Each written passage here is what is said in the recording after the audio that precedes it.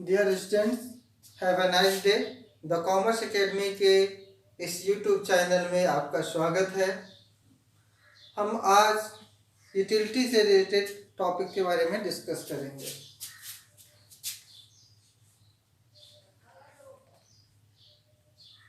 Utility, उपयोगिता। इसके पहले भी यूटिलिटी से रिलेटेड टॉपिक्स पे हमारे 2 वीडियोज आ चुके हैं। पहले वीडियो में हमने टाइप्स ऑफ यूटिलिटी पढ़ी थी। यूटिलिटी के संबंध में क्या क्या अप्रोचेज हैं वो पढ़ा था हमने। अप्रोचेज देखें तो यूटिलिटी के 2 अप्रोचेज हैं और उनमें से एक मेथड थी आपकी डीएमयू, लॉ ऑफ डीएमयू, जो प्रोफेसर मार्शल ने दिया। तो हमारा जो पहला लेक्चर था वो यूटिलिटी और टाइप्स के बारे में था। आपको सर्च करेंगे तो मिल जाएगा और इसके लिए ज़रूरी है पहले आप हमारे चैनल को लाइक करें और सब्सक्राइब करें और उसके बाद आप हमारे प्रीवियस लेक्चर को भी देख सकते हैं। पहले में आपको यूटिलिटी एंड टाइप्स मिल जाएगा। हमारा जो दूसरा यूटिलिटी से रिलेटेड था लेक्चर, उस पर हमने diminishing law of marginal utility को डिस्कस किया है। आज हम आईसी एनालिसिस,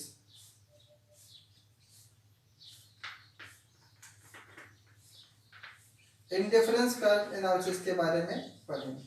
उदासीन वक्र विश्लेषण 2 प्रोसेस थी, तो आप प्रीवियस लेक्चर में उनको देख सकते हैं। तो हम शुरुआत करते हैं आज हमारा जो मेन टॉपिक है वहाँ से, मीन्स इंडिफरेंस कर्व एनालिसिस। तो इंडिफरेंस कर्व एनालिसिस से शुरू करेंगे और देखेंगे क्या क्या प्रोविजंस हैं।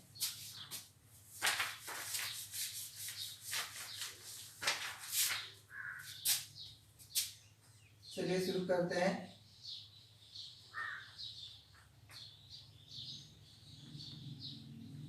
इंडिफरेंस कर्व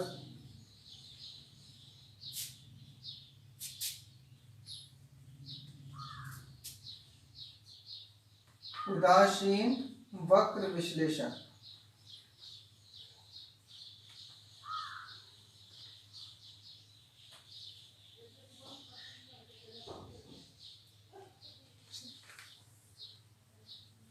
जैसा कि पहले से आप सभी लोग जानते हैं, उपयोगिता का मापन करने के लिए 2 मेथड है। पहली कॉर्डिनल अप्रोच और दूसरी ऑर्डिनल अप्रोच। पहली जिसको हम कहते हैं संख्यात्मक और दूसरी ऑर्डिनल जिसको हम बोलते हैं गुणात्मक। संख्यात्मक अप्रोच प्रोफेसर मार्शल ने डिस्क्राइब की थी और उसके अंतर्गत उन्होंने 2 तरीके की यूटिलिटी बताई थी, एक मार्जिनल यूटिलिटी और दूसरी टोटल यूटिलिटी, और उसी के बेस पे उन्होंने law of diminishing marginal utility, हासिल सीमांत उपयोगिता के नियम की व्याख्या की। जब हम दूसरे मेथड में आते हैं ऑर्डिनल अप्रोच में, तो आता है इंडिफरेंस कर्व एनालिसिस, उदासीन वक्र विश्लेषण। उदासीन वक्र का विश्लेषण जो है वो प्रोफेसर एलन एन हिक्स ने की थी। इसको किसने बताया है? Professor Allen and Hicks. इन दोनों ने कैसी मेथड है आपको पता है, ये ऑर्डिनल मेथड किस तरीके की है? ऑर्डिनल अप्रोच है, गुणात्मक है। मींस इस मेथड में हम यूटिलिटी का एग्जैक्ट मेजरमेंट नहीं कर सकते। हम ये बता सकते हैं यूटिलिटी मिल रही है, कम मिल रही है या ज्यादा मिल रही है या किस प्रकार की यूटिलिटी। हम यदि मार्शल की अप्रोच में देखते हैं तो उसमें यूटिलिटी का एग्जैक्ट मेजरमेंट किया जा सकता था। कैसे मेजर करते थे? In terms of money. तो शुरुआत करते हैं उदासीन वक्र विश्लेषण के बारे में। तो सबसे पहले कुछ इसकी संबंधित जो इससे संबंधित जो शब्द हैं, जो परिभाषाएं हैं, उनके बारे में देखते हैं। प्रोफेसर एलन और हिक्स के अकॉर्डिंग यूटिलिटी का एग्जैक्ट मेजरमेंट नहीं कह सकता, उपयोगिता का वास्तविक मापन नहीं कह सकता। According professor Allen and Hicks, utility is not exact measurable, it is a psychological approach. ये कैसी है? मनोवैज्ञानिक विधि है। हम ये बता सकते हैं कि यूटिलिटी मिल रही, कम मिल रही है या ज्यादा मिल रही है, लेकिन एग्जैक्ट नहीं बता सकते हैं। इसीलिए इसको बोला गया है ऑर्डिनल यूटिलिटी है। आप बता सकते हैं कि कम मिल रही यूटिलिटी या ज्यादा मिल रही, लेकिन कैसे? एग्जाम्पल के लिए आप एक व्यक्ति को 2 कप चाय पिलाएंगे, ठीक है, आप उससे पूछना चाहें कि वो कितनी मीठी है, कितनी टेस्टी है, एग्जैक्ट वो मेजरमेंट करके नहीं बता सकता ना, दोनों को कंपेयर करके बता सकता है, पहले वाली ज़्यादा थी, दूसरी वाली कम थी, या दूसरी वाली ज़्यादा टेस्टी है पहले वाली। लेकिन यदि आप उससे पूछे कितना, आप किसी को व्यक्ति को स्वीट्स खिलाते हैं और उससे पूछे, एग्जाम्पल के लिए आपने किसी को रसगुल्ला खिला दिया और उससे पूछे कितना मीठा था, क्या वो बता सकता है? बिल्कुल नहीं बता सकता, because it is a ordinal, psychological है। ठीक उसी तरीके से जो इंडिफरेंस कर्व एनालिसिस मेथड है वो एक तरीके की साइकोलॉजी। प्रोफेसर एलन हिक्स ने इसके संबंध में कुछ मान्यताएं भी बताई हैं जिनके बारे में हम डिस्कस करते हैं। तो उदासीन वक्र को जानने से पहले इसके संबंध में जो चीजें हैं वो देखेंगे। प्रोफेसर एलन और हिक्स की जो डेफिनेशंस है, जो मान्यताएं हैं, उनको देखेंगे। तो सबसे पहले हम मान्यताओं के बारे में बात करते हैं। एलन और हिक्स ने क्या बताया? हमने अभी आपको बताया है कि यूटिलिटी का एग्जैक्ट मेजरमेंट नहीं कर सकते क्योंकि एक साइकोलॉजिकल अप्रोच है। इन्होंने कहा कि जब भी हम कमोडिटी कंज्यूम करते हैं तो वो ग्रुप में होती है, पेयर में होती है। कभी भी कोई कंज्यूमर सिंगल कमोडिटी कंज्यूम नहीं करता है। हम एक साथ कम से कम 2 कमोडिटीज को कंज्यूम करते हैं, एग्जाम्पल के लिए ए और बी, ठीक है। जैसे हम चावल खा रहे हैं तो केवल चावल नहीं खाएंगे, चावल के साथ साथ दाल भी होगी। 2 चीजें हो गई, मीन्स जब 2 कमोडिटीज के लिए हम देख रहे हैं। इन्होंने क्या बताया, जब हम कंज्यूम करते हैं, मार्केट जाते हैं तो एक साथ हम कई चीजें परचेज करके लाते हैं, केवल एक चीज नहीं लेके आएंगे। वेजिटेबल भी लेके आना है तो अलग अलग वेराइटीज का लेकर के आएंगे, ठीक है। इसी तरीके उन्होंने कहा कि जब भी कोई कंज्यूमर कंज्यूम करता है तो एक साथ कई वस्तुओं को कंज्यूम करता है, और कंज्यूम करते समय उसके माइंड में एक बात होती है कि इनकी क्या क्वांटिटी उसे रखे। सपोज वो मार्केट जाता है तो उसके पास एक बजट होगा, एक लिमिट होगी इसको परचेज करने के लिए, वो 500 रुपये लेकर के मार्केट जा रहा है। अब उसे 2 कमोडिटीज में कंज्यूम करना है, पूरा एक्सपेंड करना है, तो एक कमोडिटी की क्वांटिटी बढ़ाने के लिए दूसरी कमोडिटी की क्वांटिटी कम करनी। इसी को एलन और हिक्स ने MRS, marginal rate of substitution, कहा है, जो हम आगे पढ़ेंगे सीमांत प्रतिस्थापन की दर के नाम से। तो चलिए शुरुआत करते हैं और आगे बढ़ते हैं। क्या बताया हमने आपको, जब भी कंज्यूमर कंज्यूम करेगा तो वो कम से कम ग्रुप में वस्तुओं को कंज्यूम करेगा। एग्जांपल के लिए ए और बी 2 वस्तुओं को कंज्यूम कर रहा है तो वह उसके कॉम्बिनेशन बनाएगा जिसमें कमोडिटीज की अलग अलग क्वांटिटी होंगी। इनकी क्वांटिटी अलग होगी, इसकी कुछ क्वांटिटी होगी और इसकी भी कुछ क्वांटिटी होगी। अब ध्यान रखिए, जब वो एक कमोडिटी की क्वांटिटी बढ़ाएगा तो उसे क्या करना पड़ेगा, दूसरे की क्वांटिटी कम करना पड़ेगा क्योंकि इसके पास बजट तो फिक्स है। इस तरीके से वो क्या करेगा, इनके कुछ ग्रुप बनाएगा, ए और बी के ग्रुप बनाएगा, first group, second group, third group, fourth group. इस तरीके से वो कुछ ग्रुप बनाएगा और इन ग्रुपों में, इन कॉम्बिनेशन में उसको मिलने वाली यूटिलिटी इक्वल होगी, मिलने वाला सेटिस्फेक्शन सेम होगा। When consumer consume goods then he make some combination of goods, each combination provided same level of satisfaction। सारे के सारे combination same level satisfaction provide करेंगे। अब वो क्या करेगा, सब में उसको मिलने वाली यूटिलिटी सेम है, इसमें भी वही मिल रही है, इसमें भी वही मिल रही है, और फाइनली वो कंफ्यूज हो जाएगा। और इसी कंफ्यूजन के लिए इंडिफरेंस बताया गया है, वो उदासीन हो गया, उसे समझ में नहीं आएगा कि इनमें से कौन सा ले, और इन्हीं में से कोई भी एक यूनिट्स को वो, किसी भी एक कॉम्बिनेशन को वो कंज्यूम कर लेगा। देखिए इसकी मान्यताओं के बारे में देखेंगे इंडिफरेंस कर्व एनालिसिस के। तो पहला क्या है कि कम से कम 2 कमोडिटीज होनी चाहिए। कितनी होनी चाहिए, पहले जंक्शन है 2 कमोडिटीज होनी चाहिए। दूसरा है कि हम यहाँ पे क्या करेंगे, साइकोलॉजिकल मेजरमेंट करेंगे। तीसरा, इनका कॉम्बिनेशन बनाएंगे, इनके प्राइस में कोई चेंजेस नहीं आने चाहिए। अब हम आते हैं उदासीन वक्र क्या है, what is indifference curve. Indifference curve क्या है, तो ध्यान से सुनिएगा इंडिफरेंस कर्व क्या है। अभी हमने आपको बताया कॉम्बिनेशन बना रहे हैं, जब इसी कॉम्बिनेशन को हम कर्व में रिप्रेजेंट कर देंगे, ग्राफिकल रिप्रेजेंटेशन कर देंगे तो वो इंडिफरेंस कर्व होगा। Means indifference curve is the graphical representation of combination of two goods और कमोडिटीज। दिए गए दो या दो से अधिक वस्तुओं के कॉम्बिनेशंस को, संयोजनों को जब हम ग्राफ के माध्यम से व्यक्त करते हैं तो वो क्या कहलाता है, हमारा उदासीन वक्र कहलाता है। The each point of indifference curve provided same level of satisfaction. इसका हर एक इंडिफरेंस कर्व का हर एक बिंदु, हर एक पॉइंट हमें एक बराबर सेटिस्फेक्शन प्रोवाइड करता है। अब इंडिफरेंस कर्व की डेफिनेशन पढ़ ली हमने, हमें एक चीज और जाननी पड़ेगी, हम वो डिस्कस कर रहे हैं, that is MRS, marginal rate of substitution, सीमांत प्रतिस्थापन की दर।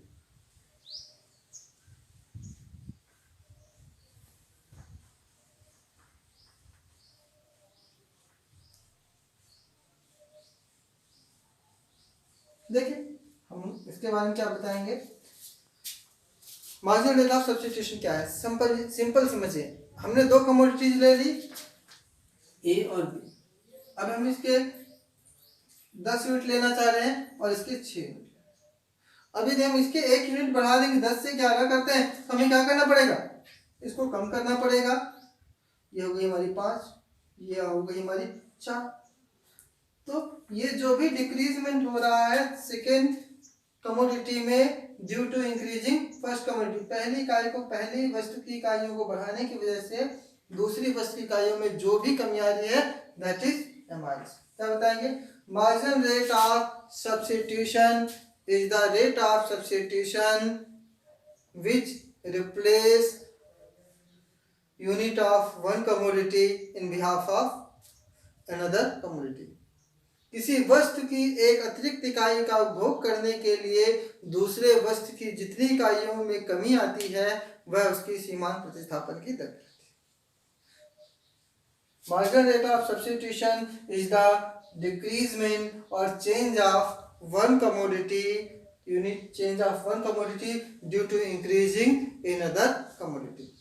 हम यहाँ पे ए को बढ़ाने की वजह से बी में जितनी कमी करेंगे वही हमारी एमआरएस। एमआरएस हमेशा क्या होती है, डिमिनिशिंग होती है, घटती है, ध्यान रखना है आपको। ये कैसी होती है, हमेशा घटती, डिमिनिशिंग।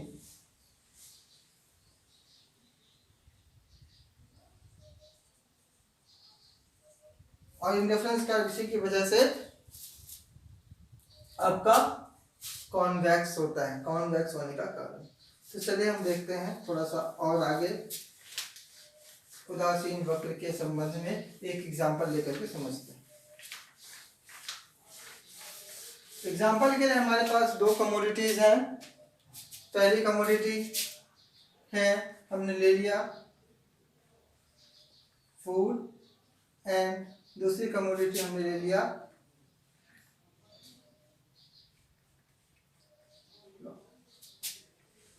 हम दो कमोडिटी को कंज्यूम करना चाहते हैं।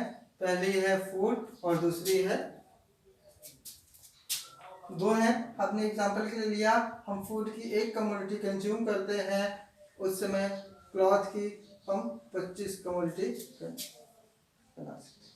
लेकिन यदि हम फूड की बनाते हैं 2,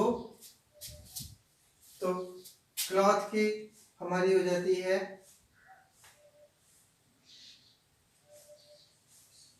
हम इसको बढ़ाते हैं 3। हमने ऐसे ले लिया है, एक बढ़ाएंगे तो दूसरी ऑलरेडी घटेगी, आपको पता है।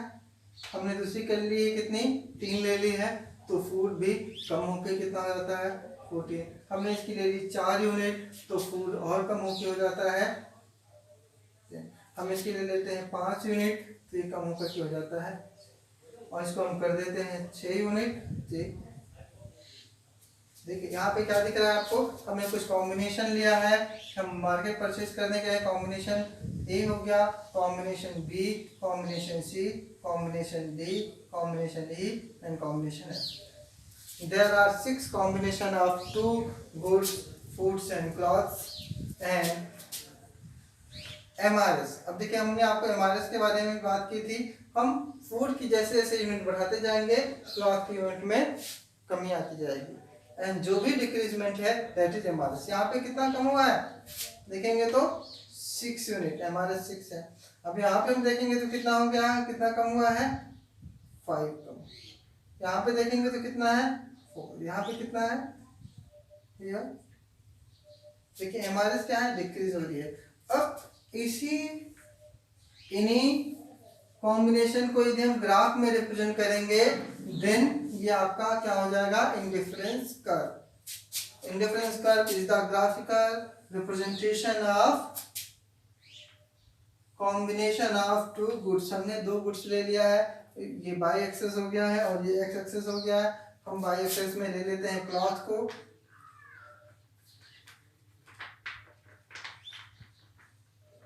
और यहाँ पे हम ले लेते हैं एक्स एक्सेस में। आपको ध्यान रखना है जो इंक्रीज हो रहा है वो एक्स एक्सेस में आएगा और जो डिक्रीज हो रहा है वो वाई एक्सेस। यदि हम इसको ग्राफ से रिप्रेजेंट करेंगे तो हमारा ग्राफ बनेगा इस तरीके से। हमने इसको डायरेक्ट बना दिया है और कॉम्बिनेशन ये हमारा कहलाएगा आईसी। इन्हीं को चाहे तो हम इसको बना भी सकते हैं, ठीक है। तो अभी हम समय बचाने के लिए इसको डायरेक्ट यहाँ पे हमने ड्रॉ कर दिया है। ये अलग अलग कॉम्बिनेशन हो गया, मान लेते हैं इस तरीके से ABCD ये कॉम्बिनेशन है। तो आईसी क्या हो गया आपका indifference curve analysis, graphical representation of different combination. अब देखिए यहाँ पे जो हमारा पॉइंट A है या B है या C है या D है, जो भी हमने ले रखा है, हर एक पॉइंट में मिलने वाला सेटिस्फेक्शन क्या होगा same. Each point of indifference curve provided same level of satisfaction. जितना A में मिल रहा है सेटिस्फेक्शन वही सेटिस्फेक्शन B में मिलेगा, वही सेटिस्फेक्शन C में मिलेगा और वही सेटिस्फेक्शन D में मिलेगा। अब देखिए इसके बाद एक दूसरा टॉपिक है बजट लाइन।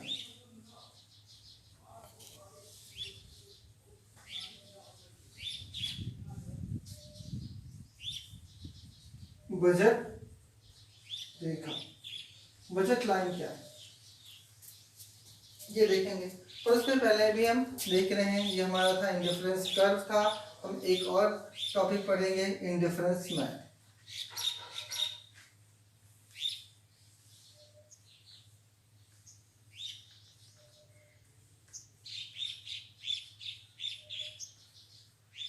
उदासीन मानचित्र।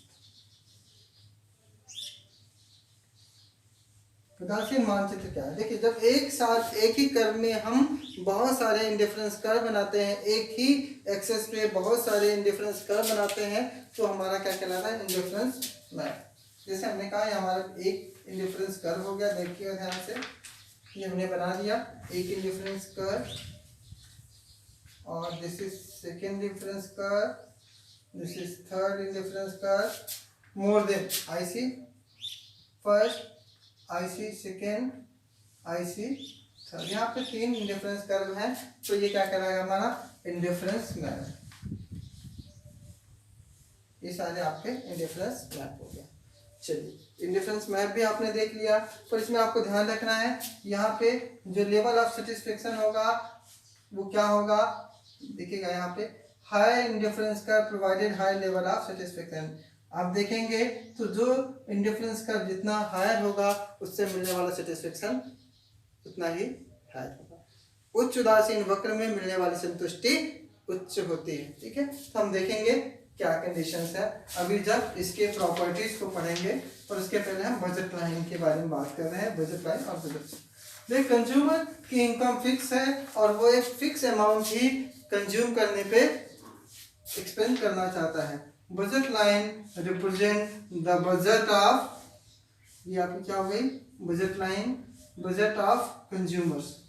कंज्यूमर जब भी कोई गुड्स कंज्यूम करना चाहता है तो वही बजट के अंतर्गत ही कंज्यूम करेगा, जो भी गुड्स उसके बजट में आएंगे। एग्जांपल के लिए आप मार्केट गए और आपके पास पॉकेट में 1000 रुपीज़ है, तो आप जो भी कंज्यूम करेंगे, जो भी परचेज करेंगे 1000। बजट लाइन वह रेखा है जिससे बाहर कोई भी कंज्यूमर्स नहीं जा सकता। जितना पैसा, जितना अमाउंट वो जितने मनी एक्सपेंड करना चाहता है किसी गुड्स को कंज्यूम करने के लिए, दैट इज बजट लाइन। अब हम इसमें इंडिफरेंस कर्व बनाए, देखिए ये इंडिफरेंस कर्व हो गया, ये इंडिफरेंस कर्व हो गया, तो यहाँ पे देखिएगा 1 2 3 4 इंडिफरेंस कर्व के हमारे यहाँ पे 2 आईसी ले रखा है, आईसी फर्स्ट और आईसी सेकेंड। इनके कितने पॉइंट्स मिल रहे हैं? 4 पॉइंट्स बजट लाइन में, और इसी को हम क्या कहते हैं? Budget set. आपका टॉपिक मिलेगा, छोटा सा है तो वो ध्यान से लीजिए। बजट सेट, बजट सेट क्या कहलाता है? Budget set represent all possible combination which are on the budget line. Budget रेखा में जितने भी हमारे कॉम्बिनेशन आते हैं, जितने भी संयोजन बजट लाइन में आते हैं, वो क्या कहलाते हैं? Budget set. यहाँ पे देखें तो ए बी सी और डी, ये 4 हमारे बजट सेट है। कितने बजट सेट हैं? 4 है। इन चारों को हम बजट सेट करेंगे जो कि हमारे बजट लाइन में आते हैं। इसके इधर भी हो सकता है, कुछ ये भी हो सकता है, ये बजट सेट नहीं कहलाएंगे। तो और आगे बढ़ते हैं हम, यहाँ तक हो गया। अब हम देखते हैं थोड़ा सा बजट इंडिफरेंस कर्व की properties. Properties of indifference curve, ये ध्यान रखिएगा, ये बहुत ही इंपॉर्टेंट क्वेश्चन है। इससे रिलेटेड क्वेश्चन एग्जाम में पूछे जाते हैं। यदि आप सीए में पढ़ रहे हैं तो सीए में भी इससे रिलेटेड क्वेश्चन हैं। यदि आप 11th या 12th के स्टूडेंट्स हैं तो यहाँ पे भी इससे रिलेटेड क्वेश्चन आपको पूछे जाएंगे। मीन्स हर एक कॉम्पिटिशन में, नेट में भी इससे रिलेटेड क्वेश्चन पूछे जाएंगे। आपका क्या टॉपिक, किस स्टैंडर्ड्स में आप पढ़ रहे हैं, उसके हिसाब से हर एक एग्जामिनेशन में इससे रिलेटेड क्वेश्चंस आते हैं। प्रॉपर्टीज के बारे में पढ़ रहे हैं तो ध्यान से देखिएगा। पहली property, indifference curve never touch axes, axes को कभी भी टच नहीं करता है। अक्षों का स्पर्श नहीं करता। आप लोग लिख लीजिएगा, नेवर टच एक्सेस। कभी भी इंडिफरेंस कर्व ऐसा नहीं होगा जो यहाँ पे और यहाँ पे दोनों जगह टच करे, ऐसा पॉसिबल नहीं है। क्यों? बिकॉज देखिए हम 2 कमोडिटी का कॉम्बिनेशन लेके चल रहे हैं ना, हमारे पास ए और बी, दो, एक ए है और एक बी। यदि ये एक्सेस को टच करेगा इसका मतलब क्या है? यहाँ पे हम यदि मान लेते हैं ए को रिप्रेजेंट करते हैं वाई एक्सेस में और एक्स एक्सेस में बी को करते हैं, देन जब यहाँ पे हम देखेंगे यदि ये टच करता है, यह क्या होगा? आप देखेंगे तो यहाँ पर a = 0 होगा। मीन्स हमें a की जरूरत ही नहीं है। और यदि यहाँ पे हम जाएंगे तो यहाँ पे b = 0, b की जरूरत नहीं है। बट हमारी जो मान्यता है, जो एजम्पशंस है, उसके अकॉर्डिंग दोनों कमोडिटी को कंज्यूम करना है, इसलिए indifference curve never touch to axes. दूसरा देखिए, each point of indifference curve provided same level of satisfaction। क्या दिया गया है? उदासीन वक्र के प्रत्येक बिंदु में मिलने वाली संतुष्टि समान। यदि हम यहाँ से यहाँ तक आएंगे तो क्या है? ये देखिए, ये और ये हमारे पास 4 कॉम्बिनेशन है, ए बी सी डी। ध्यान रखिएगा, a = b = c = d। In point of view satisfaction, संतुष्टि इनमें क्या मिल रही है? बराबर मिल रही है। हम किसी भी पॉइंट्स में जाएंगे, इसीलिए तो इनमें से किसी एक कॉम्बिनेशन को ही वो चूज करता है। थर्ड है higher level of indifference curve, higher indifference curve provided higher level of satisfaction. उच्च उदासीन वक्र उच्च स्तर की संतुष्टि प्रदान करता है। यदि हमारे पास 2 इंडिफरेंस कर्व हैं, पहला फर्स्ट आईसी फर्स्ट और दूसरा आईसी सेकेंड, देन यहाँ पे जो मिलने वाला सेटिस्फेक्शन है आईसी 1 में, वो आईसी सेकेंड से कम मिलेगा। मीन्स हम कह सकते हैं IC second is better than IC first in point of view satisfaction. जितना ऊंचा उदासीन वक्र होगा, जितना हायर होगा, उतने ही ज़्यादा संतुष्टि मिलेगी। अब देखिए सिंपल समझ में आ रहा होगा कि यहाँ पे जो आप देखें 10 है और यहाँ पे 12 है, मीन्स हम यदि IC में जाए इस पॉइंट पे तो हमें कितनी कमोडिटी मिल रही है, एक कमोडिटी आपको मिल रही है 10 और बी कमोडिटी मिल रही है। लेकिन यदि हम IC सेकेंड में जाए तो क्या है, ए तो 10 है बट ये देखिए बी की जो क्वांटिटी है वो हो सकता है 15 हो, 16 हो या 20 हो। तो यहाँ पे मान लेते हैं हमने 15 ले लिया है बी, तो आपको क्या हो जाएगा, ज्यादा कमोडिटीज मिल रही है, मीन्स आपको मिलने वाला सेटिस्फेक्शन ज्यादा है। आप चाहे उसी पैसे में उसी बजट में अधिक से अधिक सेटिस्फेक्शन या अधिक से अधिक कमोडिटीज जब आप परचेज करके लाते हैं तो आपको मिलने वाला सेटिस्फेक्शन ज्यादा होगा। इसलिए high indifference curve provided high level of satisfaction. अगला है indifference curve never intersect to each other. उदासीन वक्र एक दूसरे को कभी भी नहीं काटते हैं। देखिएगा ध्यान से, हमारे पास ये IC फर्स्ट हो गया और ये हमारा IC, क्या ऐसा हो सकता है? ऐसा बिल्कुल नहीं हो सकता। क्यों नहीं हो सकता? उसके पीछे रीजन देखिए। देखिए पहला हमने आपको बताया था ईच लेवल ऑफ इंडिफरेंस का provided same level of satisfaction.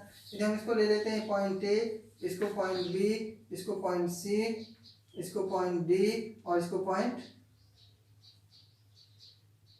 ई, तो आप देखिए क्या होगा, यदि ऐसा इंटरसेक्ट करेगा देन क्या होगा, यहाँ पे IC फर्स्ट में ए पॉइंट पे कम सेटिस्फेक्शन मिल रहा है, IC सेकेंड में ज़्यादा, IC 2 में ज़्यादा मिल रहा है। लेकिन जब सी पॉइंट में देखेंगे जहाँ पे इंटरसेक्ट कर रहे हैं वहाँ पे IC फर्स्ट और IC सेकेंड में मिलने वाला सेटिस्फेक्शन सेम होगा। क्या ऐसा पॉसिबल है?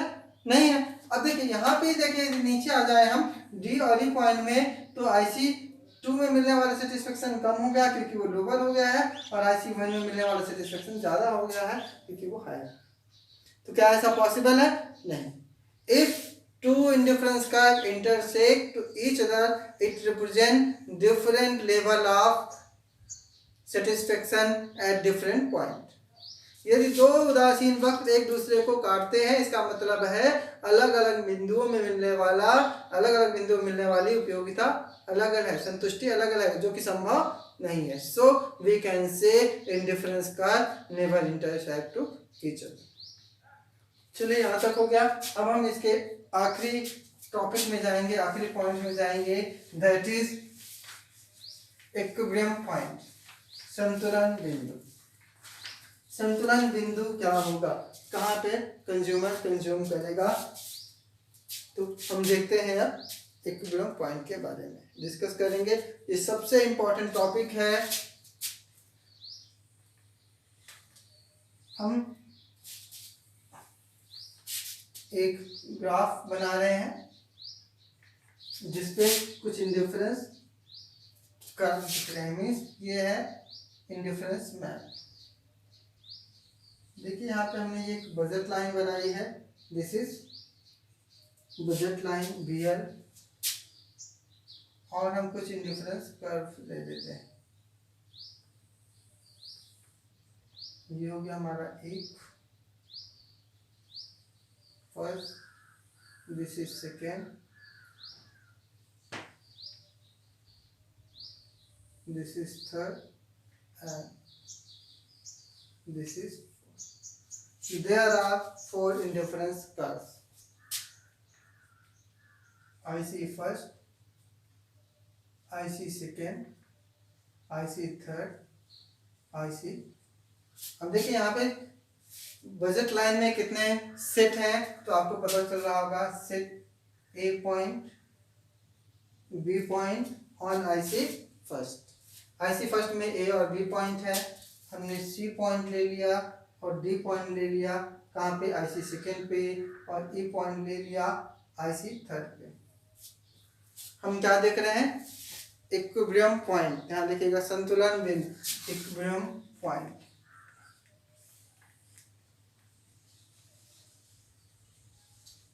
संतुलन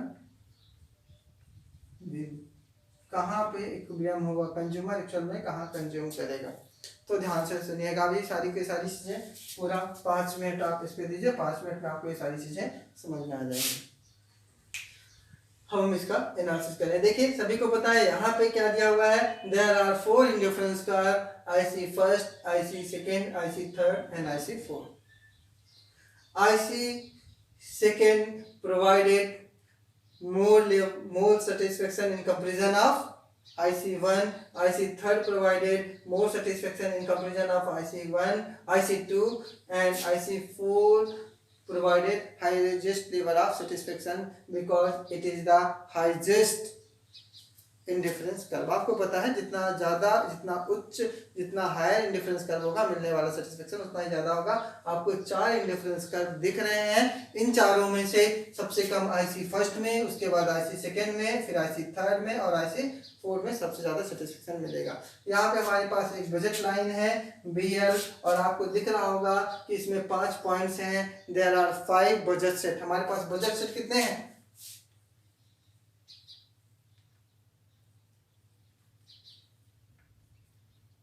कितने हैं? 5।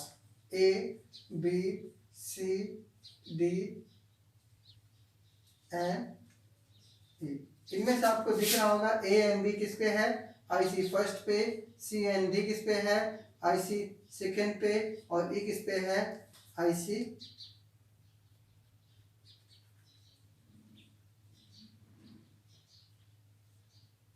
IC4 जो है वो उसके बजट लाइन पे नहीं है। IC4 तक वो पहुंच ही नहीं सकेगा, उसके पास इतना बजट नहीं है। अब देखिए इक्विलिब्रियम पॉइंट के बारे में देखते हैं। इक्विलिब्रियम पॉइंट क्या होता है, पहले ध्यान सुन लीजिए। इक्विलिब्रियम पॉइंट वो होता है जिसपे कंज्यूमर को मिलने वाला सेटिस्फेक्शन हाईएस्ट होता है, maximum. Equilibrium point is that point where consumer gets maximum satisfaction और हाईएस्ट सेटिस्फेक्शन। बट इसके लिए क्या होना चाहिए? वो पॉइंट आपका बजट लाइन में आना चाहिए, with in budget line. Budget line के अंतर्गत जिस बिंदु में उपभोक्ता को अधिकतम संतुष्टि मिलती है, दैट इज इक्विलिब्रियम पॉइंट, संतुलन। अब आप इसको देखिए तो क्या है, हम एनालिसिस करेंगे कहाँ पे वो संतुलन होगा, कहाँ पे इक्विलिब्रियम होगा। देखिएगा A and B are in IC first. A और B किस में है? IC फर्स्ट में है। सो A इक्वल टू B, ये दोनों same level of satisfaction provide करेंगे। Clear? C and D are in IC2 and they provided same level of satisfaction। मतलब जितना सेटिस्फेक्शन C में मिलेगा उतना ही सेटिस्फेक्शन D में मिलेगा। एंड E जो है that is situated on IC। ठीक है, हम इन दोनों को पहले लेकर के करेंगे, इनके एनालिसिस कर रहे हैं, ध्यान से देखिएगा। हम आ जाते हैं यहाँ पे। A and B are situated in IC first, आपको पता है, and C and D are situated in IC second. ये इस पे पढ़ रहे हैं। अब आप देखिए इसमें क्या दिया गया है, आप देखेंगे तो लेवल ऑफ सेटिस्फेक्शन जो A एंड B में होगा वो लेस देन होगा C एंड D।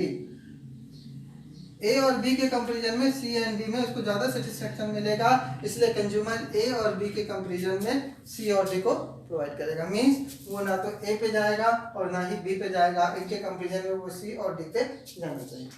अब हमारे पास कितने कॉम्बिनेशन बचे? 3 कॉम्बिनेशन बचे हैं। कौन कौन से?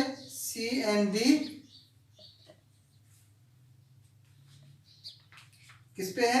IC सेकेंड पे। और E कहाँ पे हमारा? E है IC थर्ड पे। अब आप देखिए E situated on IC3, so E provided higher satisfaction in comparison of C and D. So consumer choose E in comparison of C and D।